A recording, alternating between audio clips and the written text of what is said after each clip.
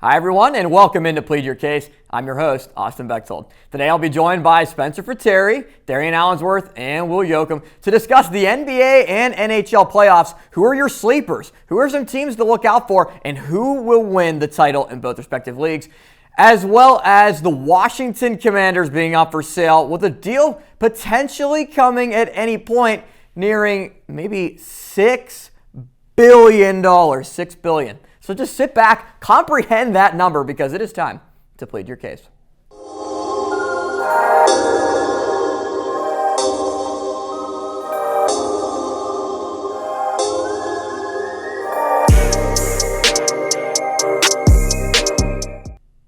The 2023 NHL playoffs are now in full swing as teams prepare to hoist the Stanley Cup, and the Boston Bruins, the odds-on favorite after a historic season. Darrion, I think that the Bruins are the only ones that you have to put at the very top of the list to be the team that is the favorite to win the Stanley Cup. Do you feel the same?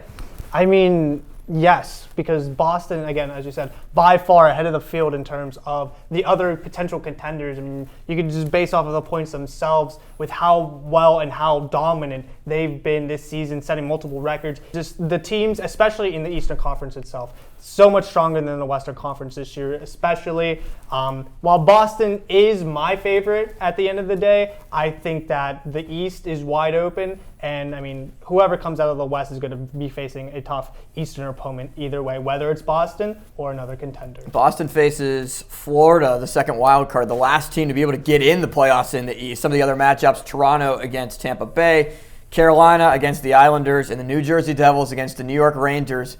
Pretty close trip for those two teams to be able to watch them face off. Will, what matchup are you looking at, and do you think that Boston is the team to beat in the East? I still think Boston is the team to beat in the East, but the matchup I'm looking at closely right now is New Jersey and New York Rangers right now. I mean, that is the matchup kind of to watch in the East right now. Those teams have gone head-to-head 4 times this season. New Jersey does have the leg up on them 3-1 in the series so far this season.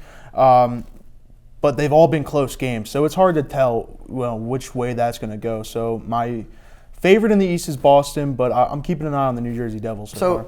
Spencer, is Boston the odds-on favorite, or is there somebody else that could steal it out of the East? And then what are you looking forward to in the West? I hate to be that guy, but I'm going to ride with Darrion and Will here. Like you mentioned at the start, historic season. There isn't really much other way to put it. A 65-12 record is the best in the NHL. They've just been dominant all season. They've been clicking all season. They haven't missed a beat. Those 12 losses have been close games. They're 15-6 against every other team in the playoffs.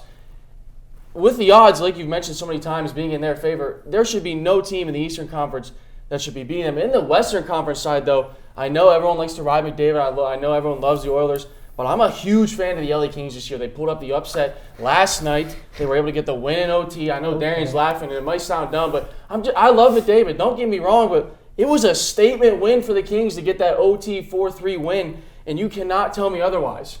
I mean, no, I was honestly laughing because I didn't think we would agree on something on this panel. Okay. But I actually agree with that. I mean, I have the Kings as my sleeper pick coming out of the West. I mean, even excluding the win that they had against McDavid yesterday, I mean, the Kings are a group mixed well of veteran talent as well as young athletic potential. And Quinton Byfield is one of my favorite young players to watch in the NHL today. And I just think that the young talent mixed with the playoff woes that the Edmonton Oilers have faced. Yeah, what has Edmonton proved over the years? I mean, nothing. I mean, they've proven that even with arguably 2 of the top 5 forwards in the NHL, in Connor McDavid and Leon Draisaitl, that they haven't even been able to get out of the West, and even like their advances through the Western Conference playoffs have not been reassuring or haven't been proven anything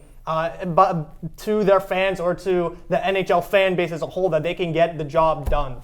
So yes, I agree. I mean, the Kings are my sleeper pick. If they get out of this first round, watch out. They could go on and win it all. Will, what are you looking at in the West? Right now I'm looking at the Seattle Kraken, and I'm doing this because of history may be repeating itself. In the past 20 years. They're not Vegas. They're not Vegas. But in the past 20 years, 8 times in those 20 years, the team that has been the reigning NHL champions holding the Stanley Cup have been knocked out in the first round, and they're playing the defending champions, Colorado. So, I mean, maybe history could, unfold again. And Seattle's been a very strong team so far this year. I mean, they're a young organization. They've held their own, and I mean, I wouldn't mind seeing them make the Stanley Cup final, honestly. Darrion, who do you have coming out of the West? Funnily enough, I have the Seattle's opponents, Colorado, actually making a back-to-back appearance in the NHL Stanley Cup final. The reason why is because this team has kind of turned it on the latter half of the season, the last stretch. But not only that, it's the key injuries that they have coming back into this first round that I think will make the difference. Kel McCarr, arguably the best defenseman in the NHL, is set to return in the playoffs and in the first game tonight, along with Josh Manson, a key defenseman, along with Kel McCarr, also set to return, along with as well Andrew Cogliano and Dennis Malkin. Both depth forwards, a team that is already so top-heavy with forward stars like Nico Ratinen, Nathan McKinnon. I wanted to say their captain, Gabriel Landeskog, but unfortunately he's been out the entire season with injury. But even without their team captain, I still think this team has championship DNA written in them, obviously, with them winning the Cup last year. Again, a lot of their core, their main core still returning this season. I don't see why the Colorado Avalanche can make a back-to-back. So you think it's Colorado and Boston in the Stanley Cup final? No. Spencer? That's what I have, Austin. I have Bruins, Avalanche in the finals. I have Bruins in 5 just because, again, they've been so dominant. And let me just put it out there. I hate picking the favorites. Don't get me wrong. It's not fun, but I just cannot see a team beating the Bruins. I mean, the Bruins have played well against the Colorado Avalanche this year, and they played well against every other team. So at the end of the day, my Stanley Cup matchup is Bruins-Avalanche, Bruins in 5 hoisting the cup. I can't see another team hoisting it than the Bruins. Darrion, I thought that you liked Boston. Why? What's the change of opinion right now? Don't get me wrong. I do like Boston a lot. I think that, we talked already about how dominant they were in the regular season. However, it's the NHL playoffs. And if one thing we can learn, if seen from the regular season, as well as that one-seeded Tampa Bay Lightning squad that got swept by the 8th-seeded Columbus Blue Jackets, that nothing is certain in the NHL playoffs. The President's Trophy curse. Yeah, I mean, don't get me wrong, I don't see Florida beating them in the first round, but if Toronto gets out of the first round beating Tampa Bay, I could see Toronto making their run, because the first round has been a bane for the Toronto Maple Leafs. Since they put the core together of Austin Matthews, John Tavares, William Nylander, Mitch Marner, since they put that group together, if they get out of the first round hump, I could see them beating Boston. I could see them making a run for the final as well. But the team I actually have making the finals is the New York Rangers. On paper, you look at this team, just strictly just looking on paper, they have the best team on paper in the NHL, especially with all the moves they made in the offseason combined with the midseason trades, but none other than bringing Patrick Kane to the Big Apple. Patrick Kane, one of my favorite players to watch other than Sidney Crosby. Sidney Crosby-esque with how, even over the years, he's been producing at a high level. I think it's just a storybook ending. I shouldn't say ending, because it's not going to be the end of his career, but for him to arrive in the Big Apple, beat New Jersey, who a lot of people consider the favorites, and have him help lead this New York squad to a Stanley Cup final win. I have Rangers versus Avalanche. Rangers win in 7. The Rangers win the Stanley Cup. Yes. Will, tell us why he's wrong. Or is he? Yes, he is. I think he's wrong because I have New Jersey beating them in the first round. That's why. That's the only thing I can say about him being wrong. And him talking about Toronto. This is not. Were you talking about Toronto or Tampa Bay? In the first round, yeah. I have Toronto beating Tampa Bay. Okay, because I was going to say something about Tampa Bay, but I'm not going to right now, because this is not the same Tampa Bay that we've seen in 2020, 2021. They're weak. Back-to-back champions. They are vulnerable. But I disagree. They have the veteranship, and that's why Tampa Bay is my sleeper team. Shout out Will Wilson. I told him I would do it. I love veteranship. When you have guys who are veterans, like we said, they won in 2021, they won in 2020. Mm-hmm. They have the veterans on the team, and sometimes, yes, they may look weak, but sometimes all you need is just one veteran, 2 veterans to get you somewhere. Now, Tampa Bay, they're 1-2 against Toronto in the season. I think if they can get this opening win in Game 1, look out. I think the Tampa Bay Lightning could make a run just solely based off of how many veterans are on that team. Listen, I hate to say it because I'm huge. I'm a Pittsburgh guy through and through. Tampa Bay kind of reminds me a little bit of the Pittsburgh Penguins. Their main core is getting old. Other than Braden Point and Andrei Vasilevsky, two big parts of that team, don't get me wrong. Tampa is getting old. But they made the playoffs. The Toronto, yes, they made the playoffs. The Penguins didn't, though. So did Toronto. So has Boston. Old core, Toronto, Boston, the Rangers. The Islanders have made playoffs 4 of the 5 past seasons. You can talk about veteran leadership for most of these teams other than Tampa Bay. Has Tampa Bay won the last 2? Yes. Did they win last year? No. So that still stands as far as the team coming out of the West for Colorado. That's why I have them coming out of the West, but I just don't think Tampa has enough this year to be able to make it out of the Eastern Conference. Veterans and leadership, veteranship. It might also be critical in the NBA playoffs as we turn our attention to the hardwood coming up next on Plead Your Case.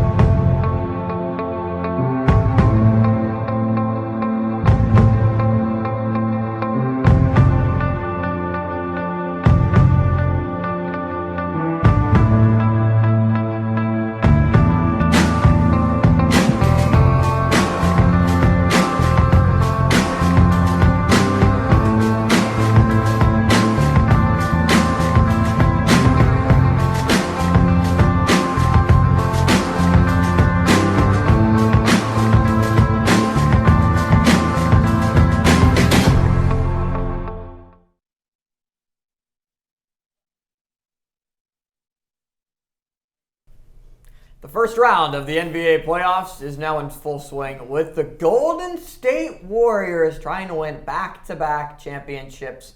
But it's going to be a tall task, currently down 2-0 against the Sacramento Kings. Before we get into anything else in the NBA playoffs and other contenders, do the Warriors have a shot to come out of this series, Spencer? No, they have absolutely no shot, and it brings me great joy to be able to say that as a Cavalier fan. They have absolutely no shot. They go into Sacramento. The job of the Warriors is Steve Kerr, a veteran coach, player, you name it, was to steal one game. They did not do that. In the Game 1 series, you let a role player, Malik Monk, he's a great player, but he is a role player, drop 30 points. And I'm directing that at Jordan Poole, who, let me just remind you, is not a good basketball player. He has the hype on TikTok. Maybe not a good defender. I don't like Jordan Poole. He is not that good on the offensive side. He has his spurts, but on the defensive side, in the NBA today, it matters on both sides. And Jordan Poole is one of the worst defenders, if not the worst defender on that Warriors team. Down 2-0. If Sacramento can take one in Golden State's home court, I can't see them winning it. Yeah, see, I'd like to flip that, and I would say not to count Golden State out. I mean, using your own term, veteranship definitely applies to this Golden State team. Obviously, having Steph Curry, Klay Thompson, Andrew Wiggins, even Jordan Poole, key pieces of the Warrior squad who just won just a year ago. While I do agree with your take, I do think that defense plays a huge role, especially in the NBA playoffs. I do think that Golden State was one of the best teams at home during the regular season. I think that if they take the 2 at home and manage to steal Game 6 in Sacramento, I don't see why Golden State couldn't just come back and just beat Sacramento. Correct. I don't see why. But on the other side of that, the worst record on the road. They have been terrible on the road this year. It showed in the 2 games of Sacramento. Yes, it's a big crowd, but I don't really play into all that. I mean, when you have your team who hasn't been in the playoffs that long, you're going to have a big crowd. And it's the playoffs, you're going to have a big crowd no matter what. But like I said, if Sacramento can steal one, you're up 3-1, and you go back into Sacramento, you're in the Warriors, you've got to think you're in trouble because of how bad you've played on the road this year. I'm going to do something I've never done before ever in my time here at Waynesburg. I'm going to have to agree with Spencer Frattare on this one. I mean, I got Sacramento coming out of that one. I even have them technically as my sleeper favorite, but more into that later. I mean, like you mentioned, Golden State, worst record on the road. They only had 9 wins in the season on the road. So now they're down 2-0. The last time that had happened to them was back in 2019 in the playoffs. So this is like unknown territory for them. They're playing a much better Sacramento team that they've ever played before, and they've dug themselves into a hole. So it's hard to say whether or not they'll come out of this. Maybe they'll pick up the next 2 at home, maybe not. If they definitely don't, then who knows what'll happen. But I got Sacramento on that one. Yeah, and you said Sacramento's your sleeper as well. Well, I mean, this is a new team in the playoffs. They haven't been in years.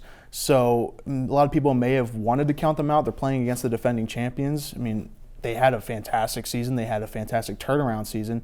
But then after, if or even when they get past Golden State, they got to go against tougher competition, such as Denver or such as maybe Memphis or the Lakers or just anybody. There's other tougher competition in the West. So if they do make it past Golden State, they have other teams to worry about. So that's my sleeper favorite in the West. And while it's a great sleeper pick, and while I would be joyful if the Warriors lose to the Kings, they have no shot after that, unfortunately.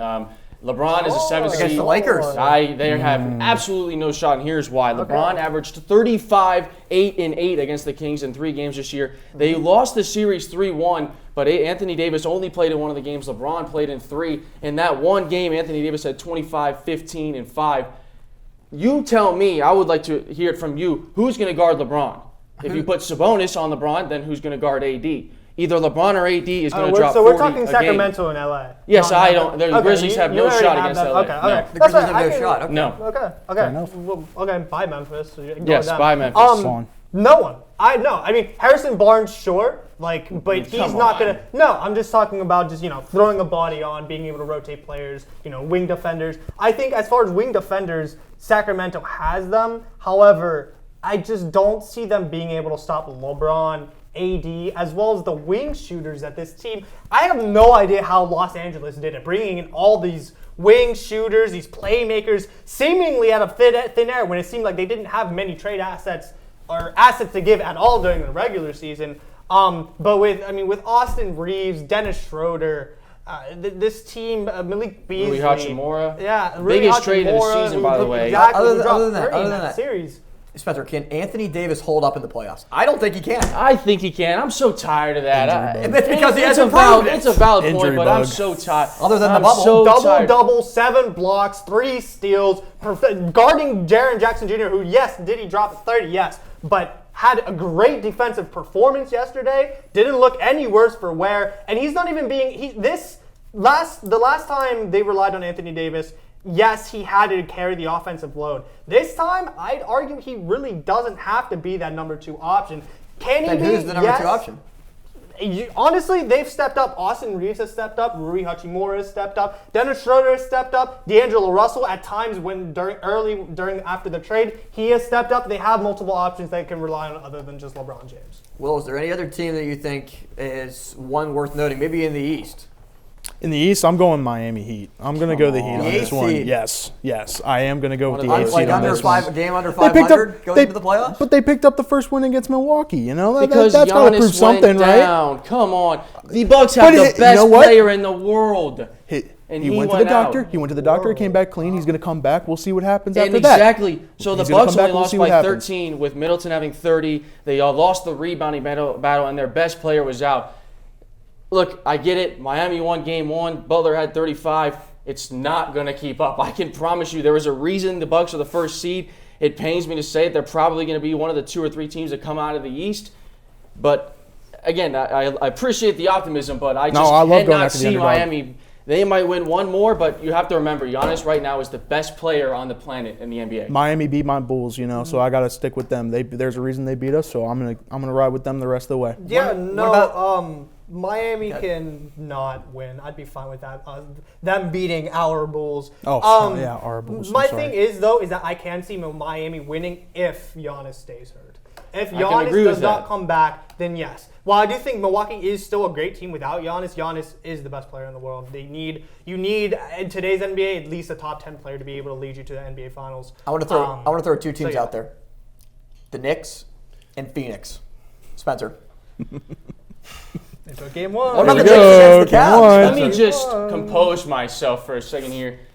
and tell you that the Knicks are not a very good team. Yes, they have Brunson, who has been very good, but if anyone watched that first game, I was very frustrated. For some reason, the Cavs all season, and again, the one downfall to the Cavs, they had the least bench points out of every single team in the league, every playoff team, every team. It sucks, but their starting five, when they're on, there is no team that can beat them, and they went in that first game, and they looked like garbage. Let me tell you, Evan Mobley forgot to make a layup. Evan Mobley forgot to grab a rebound. My uncle texted me. He said, I hope New York gets hit by a meteor. That's how frustrated I was. That's how frustrated I was because the Cavs go in. They're the fourth seed. We're in the first round. They're the fourth seed, but they have the easiest way. I think they could beat the Bucks. I think they have the power to beat the Celtics. They were 3-1 against the Celtics, 2-2 against the Bucks.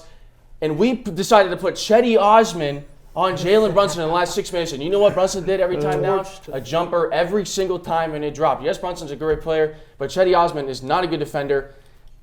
I'm praying the Cavs get this win they need at home.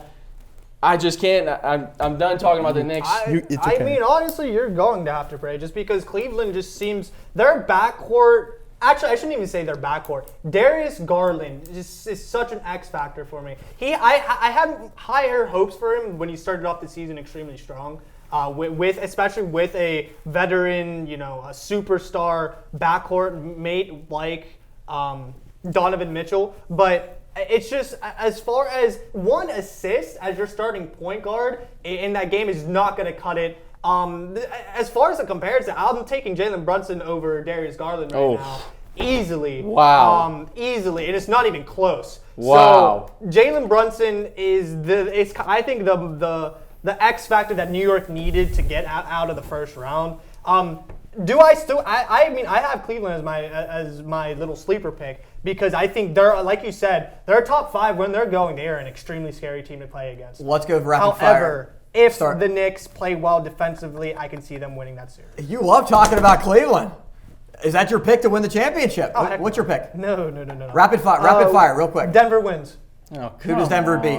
Denver beats Boston in 7. Well, same thing. Denver beats Boston. Denver beats Boston. Two casuals to my left. It's Clippers, Bucks in the finals. Clippers win in 7. They're the deepest team in the league. The Clippers. Playoff Kawhi is a real thing. They are the second deepest team in the league. They are the playoff Kawhi is a real thing. Denver is the deepest team in the league. It might not sound right, but Kawhi does not try in the regular season. You say, wow, Spencer, that's dumb. It's not dumb. He barely plays. Right. He gets in the playoff first game against one of the other best players in the world, Kevin Durant. He drops 38 on his head. They get the win. Russell Westbrook played a huge role in that. I'm tired of that junk, too, if he's not good. Oh, blah, blah, blah. Clippers in 7. They're a really deep team. I can't see anyone beating them in a 7-game series. I can see Denver easily beating them in 7. I completely disagree. Because they have Jokic? Yeah, they have Jokic. Who else do they have? Jamal Murray, Michael Porter Jr. Jamal Murray coming off an injury. Michael Porter Jr. doesn't pass the ball. He'll shoot it every time he gets it. PG-13, Kawhi Leonard both coming off of injuries as well. Correct, Actually, we but haven't Kawhi even Leonard seen just dropped PG-13 38, yet. though.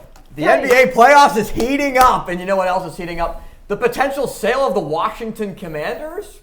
$6 billion is being thrown out there. We'll discuss it next right here on Plead Your Case. You're watching WCTV, where we aim to bring you the best local coverage of what you care about most. Everything from local businesses to hometown sports and the latest weather. We're keeping up to date with what you need to know about issues that affect our campus and our community. We're telling the stories that matter, celebrating our past, our future, and our potential. So tune in for all the latest buzz right here on WCTV Channel 14, Waynesburg. Rumors are swirling that Dan Snyder could sell the Washington Commanders for a record price of around $6 billion. The Denver Broncos were the latest team to sell, not even getting near that $6 billion number, but still being spent a couple of $1 million by a huge group to buy the Broncos, with now the same possible case coming to the Washington Commanders. Well, are the Commanders worth this much money, or is it potentially because of the location that the team is in, Washington, and obviously being in just the Virginia, D.C. area in general, that this is potentially why the number could be what it is? I'm going to say talent-wise for the team, maybe. They have such a lot. They have a ton of young talent on this team. I think it's worth to build upon the young talent that they have. Yeah, they have some QB issues as of right now, but other than that, young talent-wise throughout the board, they are actually pretty impressive, especially defensively. Now, when it comes to the area, the D.C., Virginia area, I mean, this is a team that calls themselves Washington, practices in Virginia, and plays in Maryland. I mean, they need to pick a spot to put a practice facility, put a stadium all together so that players don't have to go between two states and, a District of Columbia. It's just that doesn't work with me, and that's always bothered me ever since I found out that fact. So if they can just maybe pick a place in D.C., so that they can keep the name Washington. If they're going to move, at least move to Virginia, because Maryland, that's the Ravens all the way. There's no discussion about that. Maryland is the Baltimore Ravens, but it does upset me a little bit that they have to practice in Virginia, play in Maryland, but call themselves Washington. That's always bothered me. And they're probably going to need a new stadium as well. Oh, absolutely. It's going to be a ton of money that the new owners are going to have to fund, unless it's publicly funded, depending on how the structure might be. Yeah, no, I agree. It's definitely going to be a lot of money. I see. My curiosity is just where in the Washington area would you put the stadium? I've been to DC a few times. It's definitely not the. It's a pretty compact place. There's obviously buildings, whether it's apartments, some of the other stadiums, the government buildings, kind of just everywhere. It's like kind of where would you put this stadium if you would relocate? Well, it's not just a stadium, because I'm also talking about a practice facility. Those two go hand in hand, and I only brought up D.C. if they want to keep the name the Washington Commanders. You can't really call yourself Washington if you're going to play in Virginia. They still call themselves Washington, yet they play in the Giants and the Giants and the Jets play in East Rutherford. They do play. Yeah, they do. I understand that, but that's across a bridge. I understand that. The San Francisco 49ers play in Santa Clara. From where FedEx is to close to DC in that area, that's not super close. It's a far enough drive. And again, you have to bring up the fact that they practice in Virginia, which is not, an ideal place to practice. So if they're going to practice in Virginia, might as well move to Virginia and might as well change your name, from the Commanders to. Even the Atlanta Braves play like a half an hour away from downtown. There are locations of stadiums that are far out from where the team is specifically tied to. Spencer, what do you think about the worth of the Commanders?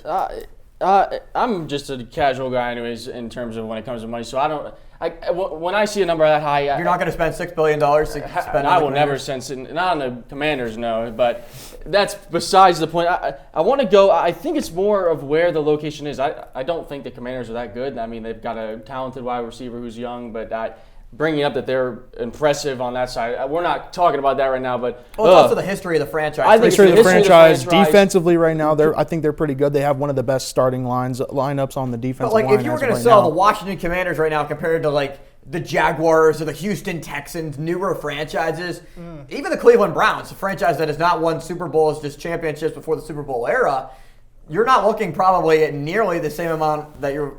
Even Denver's won multiple Super Bowls, but is not commanding the same as what the Washington Commanders right now are. No. See, I think with the history of the Commanders along with the fan base of the Commanders, I think that those two things alone should be a reason why they stay in Washington, why they stay the Washington Commanders, just because of the history of the fan base. Two extremely strong things in terms of the team-wise. But at least that's my take. What about you guys? What city, if they would leave, relocate to, where would you? Where would they go? Why relocate? I don't know. I don't get why that's being brought up. Some people have brought that up. Why relocate? It makes no sense. It makes absolutely no sense. And the NFL has relocated numerous times enough. The Rams from St. Louis to LA. Yep. The Chargers should have never moved from San Diego to LA. The Raiders moving to Vegas from Oakland. There's been so many different changes in the NFL. But this also bodes the possibility with the Commanders potentially being discussed. It's not real rumors. Probably there's no validity to actually happening.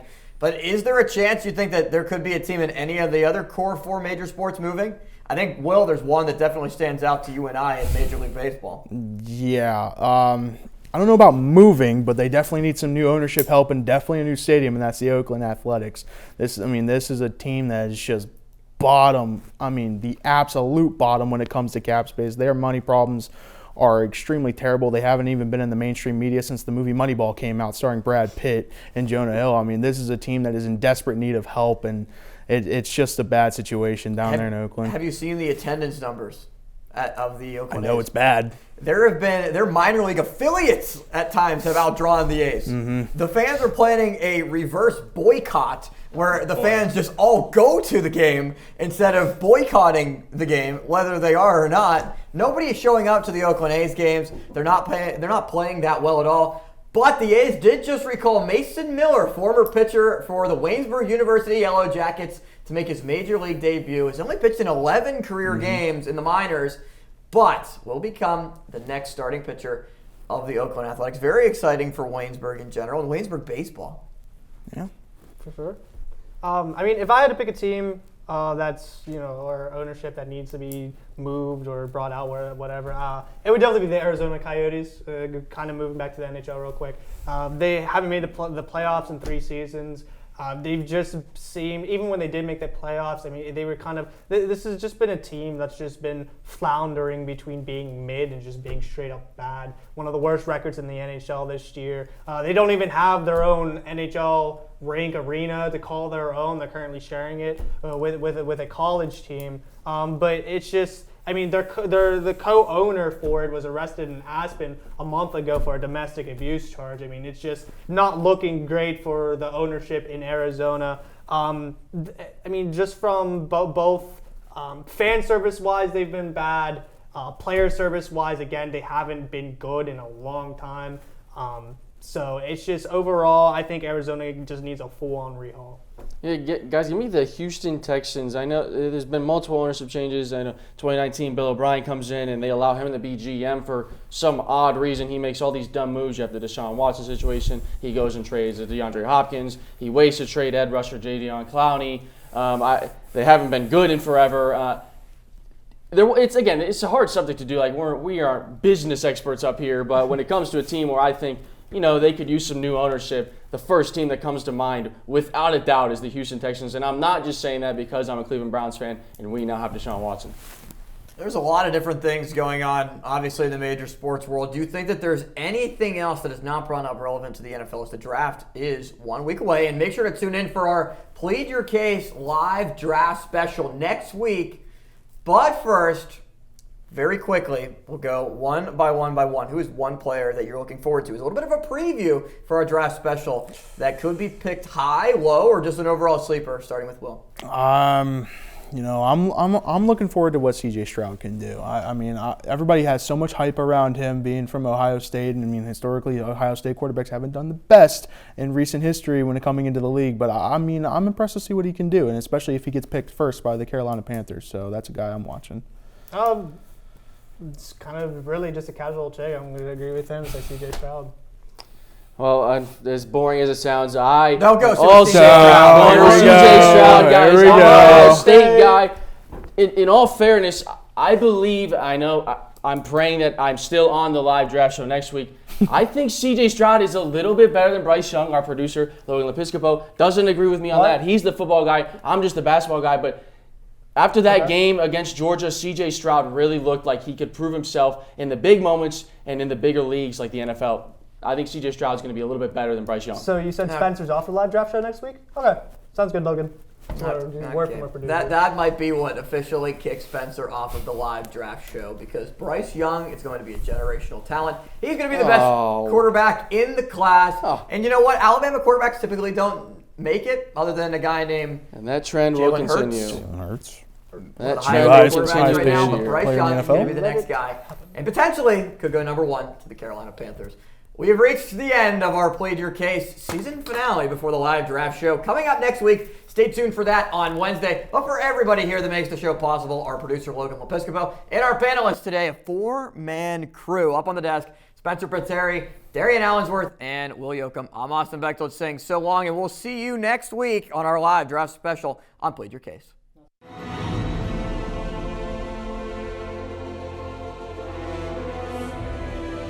This has been a production of Waynesburg Community Television.